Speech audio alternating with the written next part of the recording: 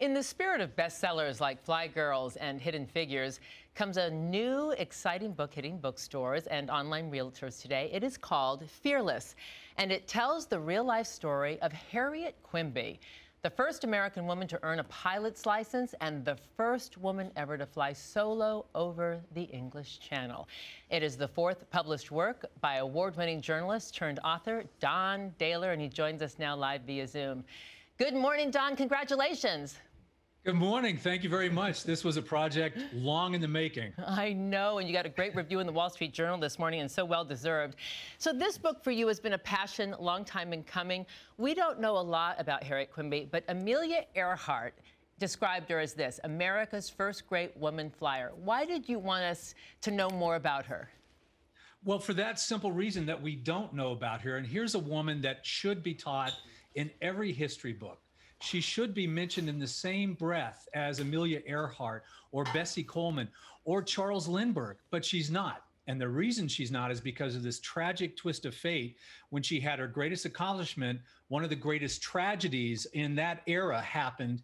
And so all the newspapers around the world basically had that as the headline, and she was ignored. And unfortunately, within 2 months, she died in a plane crash. So most people have never heard of her. That's right. And that big event, of course, was the Titanic. So she was the first woman to fly solo over the English Channel. There was no GPS at the time. She was truly a fearless trailblazer in the skies. Talk to me about the significance of that feat, especially for a woman.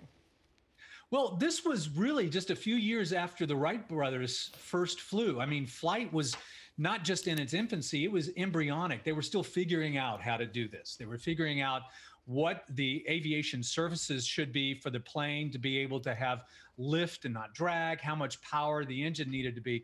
So when Harriet flew across the channel, it was just basically not quite 2 years after the first man did it.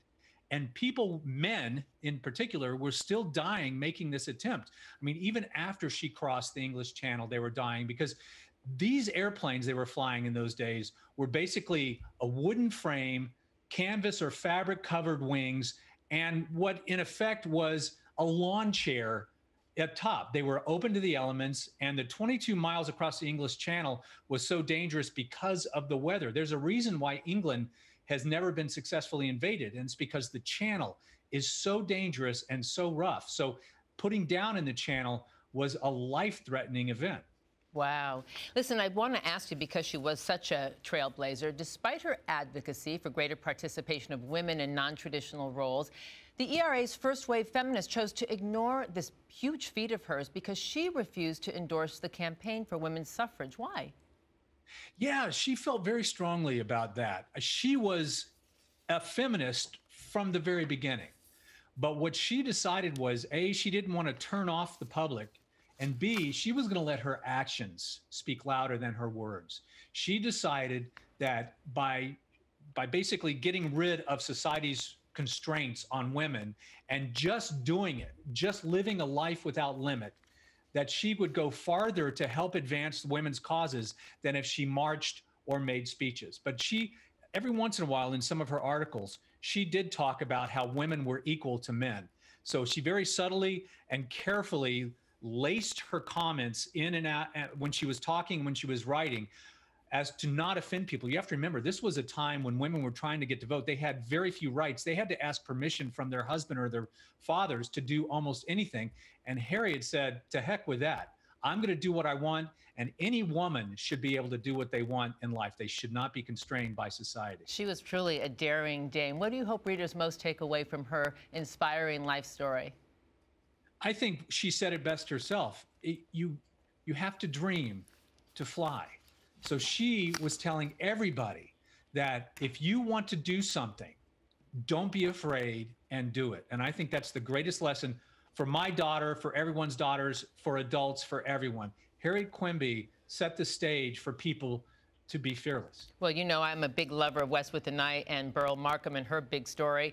I read Fearless, Harriet Quimby, your book. You've always been the consummate storyteller. It's a beautiful read. I encourage everyone to buy it and read it. A Life Without Limits. It's so inspiring. Don Daler, great to see you. You're a dear friend and a great writer, and I'm so happy for your success. Thanks for joining us Thank you so today. much, Giselle. Yeah, pleasure. Great chatting with you. Yeah, for sure, always. The book hits shelves today wherever books are sold. Don Dahler, he's a terrific former journalist, network journalist, now turned award-winning author. Thank you so much.